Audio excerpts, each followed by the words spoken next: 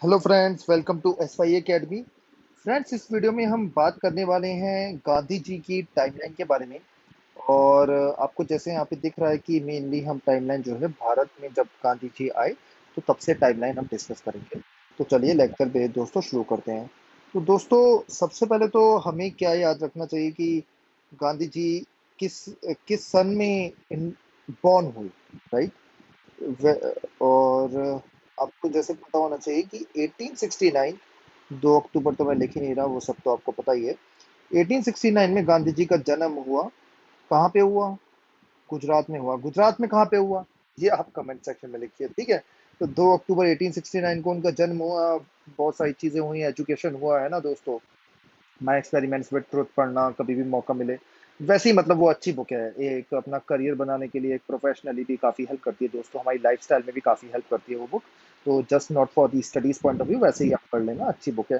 तो गांधी जी ने स्टडीज की, एजुकेशन की, उसके बाद वो बैरिस्टर की पढ़ाई करने के लिए कहाँ पे गए? यूनाइटेड किंगडम गए, ठीक है। उनके बीच में बच्चे हुए, पिता की डेथ हुई, बहुत चीज़ें उन्होंने लर्न करी। फिर उसके बाद वो साउथ अफ्रीका गए, ठीक है। साउथ अफ्रीका भी गए थे उसके बाद गांधी जी, है ना। साउथ अफ्रीका गए तो थोड़े दिनों के लिए थे, लेकिन 2 दशक के करीब स्पेंड करके आए साउथ अफ्रीका में दोस्तों वो, ठीक है। काफी सक्सेसफुल थे उन्होंने, सत्याग्रह वगैरह जो चीजें थी सब वहीं पे शुरू करी थी, राइट। टॉलस्टॉय पढ़ी थी। जैनिज्म रिलीजन रिलीजन का बहुत ज्यादा इम्पैक्ट था। उसके बाद थोड़ा सा भूतों वगैरह से डरा करते थे, तो राम का भी काफी इम्पैक्ट था, ठीक है। तो वो आप देखेंगे कि भगवान राम जो है उनसे भी काफी आपको दिखेगा कि उनके उनका भी काफी इम्पैक्ट था। उसके बाद आप देखोगे जिन जिन लोगों से मिले वो सारे multi cultural, multi religious, multi diverse लोगों से मिले।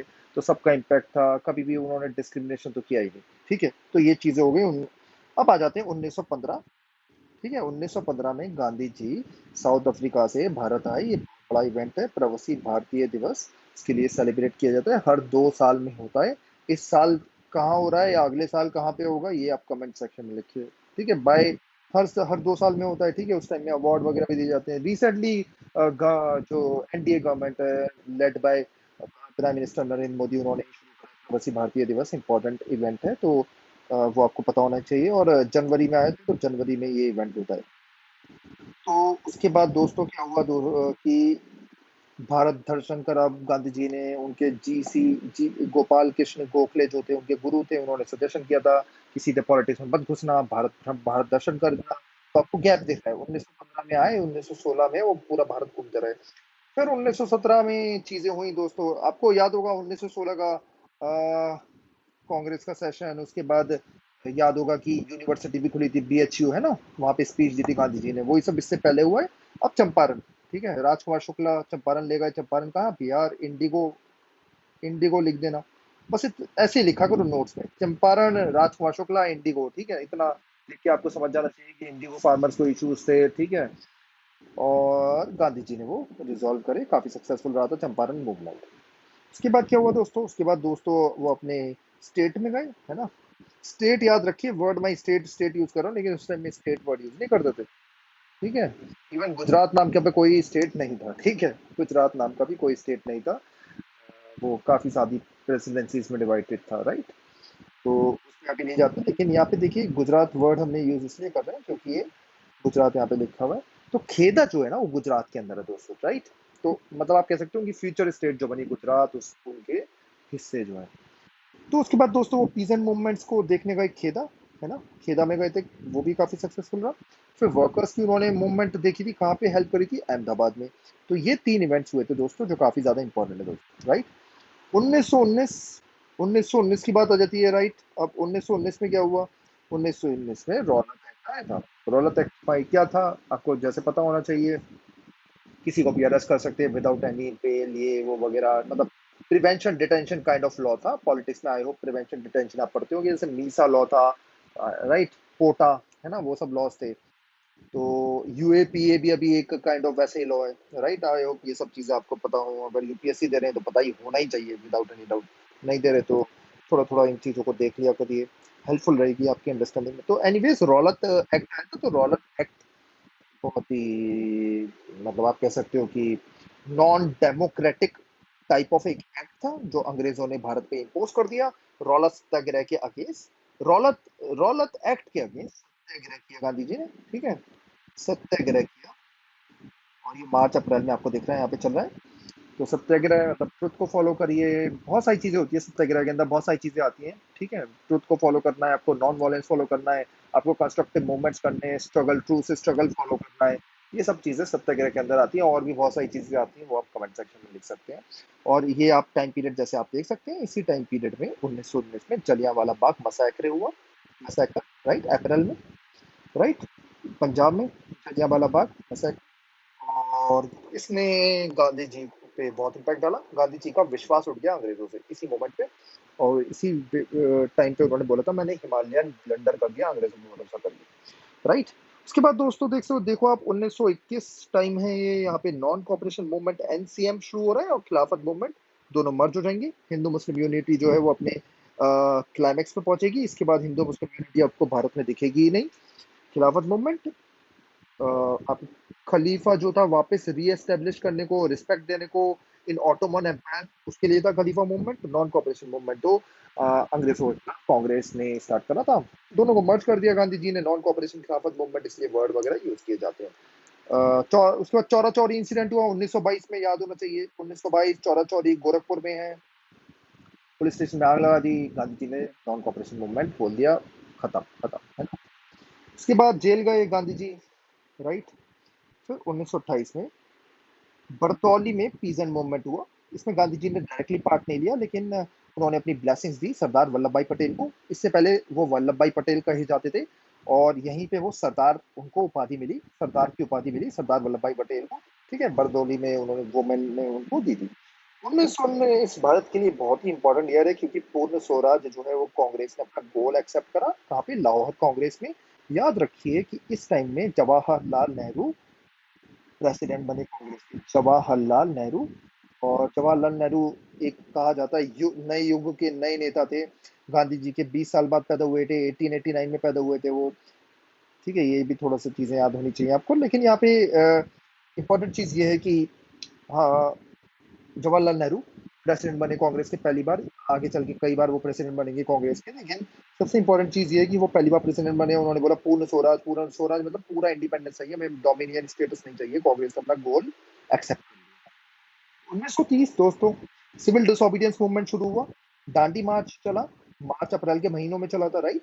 78 लोग गए थे। एग्जैक्टली किस डेट से किस डेट चला ये आपको याद होना चाहिए, और कमेंट सेक्शन में लिखिए दांडी मार्च, ठीक है। 78 लोग, एक भी वुमेन नहीं थी। गांधी जी गए, उन्होंने कहाँ से कहाँ हुआ दांडी मार्च? फाइनल तो दांडी था, लेकिन कहाँ से स्टार्ट हुआ ये भी आप कमेंट सेक्शन में लिख के बताओ, ठीक है। काफी चीजें मैं आपसे कमेंट सेक्शन में इसलिए पूछता हूँ, रिवाइज होती रहती है, राइट। तो सिविल डिसोबीडियंस मूवमेंट हुआ, दांडी मार्च करा। गांधी जी ने अपनी 11 डिमांड्स दी थी लॉर्ड इरविन को, उन्होंने एक भी डिमांड नहीं मानी गांधी जी की। गांधी जी का मजाक और उड़ाया अंग्रेजों ने कि ये सॉल्ट सत्याग्रह क्या है, और गांधी जी ने सॉल्ट सत्याग्रह काफी सक्सेसफुल रहा, पूरे भारत में सॉल्ट सत्याग्रह फैल गया। उसके बाद दोस्तों फर्स्ट राउंड टेबल कॉन्फ्रेंस हुई, first RTC, first round table conference, second, third, है ना।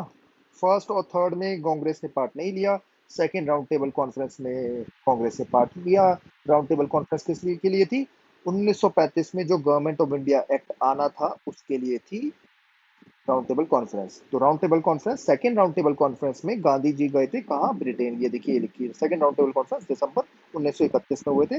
गांधी इरविन पैक्ट हुआ था। गांधी इरविन पैक्ट के अकॉर्डिंग अकॉर्डिंग दोस्तों सिविल डिसोबीडियंस मूवमेंट वापस ले लिया गया, और काफी सारी डिमांड इरविन ने भी मानी गांधी जी की। सारी वो 11 जो डिमांड दी थी वो तो सारी नहीं मानी, ये वाली सारी 11 तो नहीं मानी, लेकिन स्टिल उन्होंने अपनी काफी काफी सारी डिमांड्स मानी, जैसे पॉलिटिकल प्रिजनर्स वगैरह को काफी को छोड़ा गया, जिन पे छोटे मोटे मुद्दे थे। लेकिन याद रखिए भगत सिंह को नहीं छोड़ा गया। और आप याद रखिए गांधी जी को बहुत क्रिटिसाइज किया गया था इस टाइम पीरियड पे कि आपने भगत सिंह को क्यों नहीं छोड़ाया, लेकिन उनके हाथ में था नहीं वो, टू बी ऑनेस्ट। उसमें स्टोरी में नहीं जाते, लेकिन वो भी एक साइड स्टोरी है, क्योंकि इसी इसी दौरान, इसी पीरियड में, राइट, एग्जैक्ट डेट क्या है ये आप कमेंट सेक्शन में लिखेंगे, सुखदेव, राजगुरु और भगत सिंह को फांसी होगी, ठीक है। तो बड़ा ही अनफॉर्चुनेट इंसिडेंट है, बट जो है हमें हिस्टोरिकल फैक्ट ये याद रखना चाहिए। 1935 में दोस्तों एक एक्ट आया, गवर्नमेंट ऑफ इंडिया एक्ट।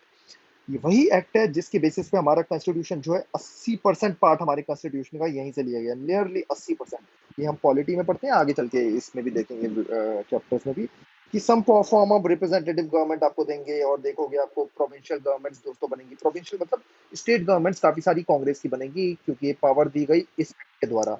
तो इसी के एक्ट के द्वारा 1935 एक्ट के द्वारा चुनाव हुए थे, ठीक है। चुनाव हुए, उसमें चुनाव में कांग्रेस काफी सक्सेसफुल रही भारत में। मुस्लिम लीग का तो नाम निशान मिट गया, ज्यादा पावरफुल नहीं रही थी, ठीक है। इलेक्शंस हुए थे, आई थिंक इलेक्शंस 1937 में हुए थे, इस डेट को चेक कर लेना, यहाँ पे मैं गलत हो सकता हूँ। 1937 में इलेक्शंस हुए थे, कांग्रेस बहुत सक्सेसफुली जीती थी। प्रोविंसेस में, याद रखो, प्रोविंसेस में जीती थी। प्रोविंस मतलब स्टेट्स में, सेंटर में नहीं। सेंटर में तो प्रोविंस से ही सिलेक्ट होके आते थे, अगर वो हम थोड़ा सा अगर कॉन्स्टिट्यूशन को देखें, ठीक है। तो मतलब आप समझ सकते हो कि ऐसे समझ लो एमएलए के चुनाव जीती, ठीक है, और एमएलए ही एमपी चूज किया करते थे, काइंड ऑफ ऐसे समझ लीजिए आप। अब ये मत समझना कि प्राइम मिनिस्टर के चुनाव होते, प्राइम मिनिस्टर के चुनाव नहीं होते थे, वो आप समझ लो वॉइस रॉय जो है वही प्राइम मिनिस्टर है। वॉइस रॉय जो है वही प्राइम मिनिस्टर है, बस बात खत्म। इतना थोड़ा समझो। वन टू वन कंपैरिजन कभी मत करना कि हाँ आप एग्जाम में लिख के आ जाओ voice Roy was like president, ये वो ऐसी चीजें मत लिखना। वॉइस रॉय आप थोड़ा सा अगर ज्यादा देखो तो he is kind of president with extra powers.